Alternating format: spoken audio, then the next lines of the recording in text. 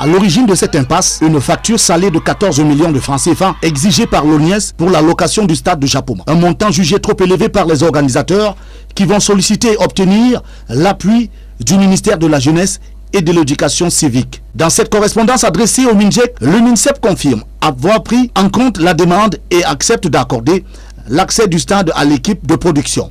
Cependant, il précise que certaines charges incompressibles resteraient à la charge des organisateurs. Un point qui, semble-t-il, n'a pas été bien compris. Nous appelons le président Joseph-Antoine Bell, qui est le président du conseil d'orientation. C'est par notre coup de fil qu'il est au courant qu'il y a une situation qui coince. Il appelle les autorités qui gèrent le stade à Japoma, qui cette fois-ci lui disent « Ah ben tiens, il y a une facture de 14 millions ici. » Le samedi 8 février 2025, jour J de l'événement, des milliers de jeunes et leurs parents se sont massés devant les grilles du stade de Japoma. Impatients d'assister à ce rendez-vous tant attendu. Mais contre toute attente, l'accès leur est formellement refusé.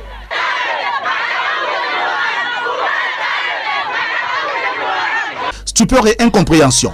Rapidement, gagnent les esprits. Certains jeunes avaient pourtant déjà payé leurs frais de participation supposés leur garantir l'accès au stade. Pendant la semaine de la jeunesse, vraiment que le gouvernement revoie ça, ouvrez la porte, nous on veut assister à l'émission Carton Rouge. Face au tollé provoqué par cette interdiction de dernière minute, l'organisation de Carton Rouge publie un communiqué annonçant le report de l'événement à une date ultérieure.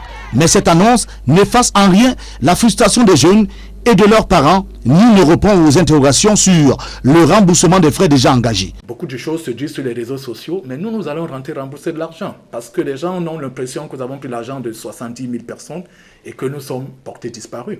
Ce couac met une nouvelle fois en lumière les dysfonctionnements dans la gestion des infrastructures sportives au Cameroun, où l'accès aux équipements publics reste un casse-tête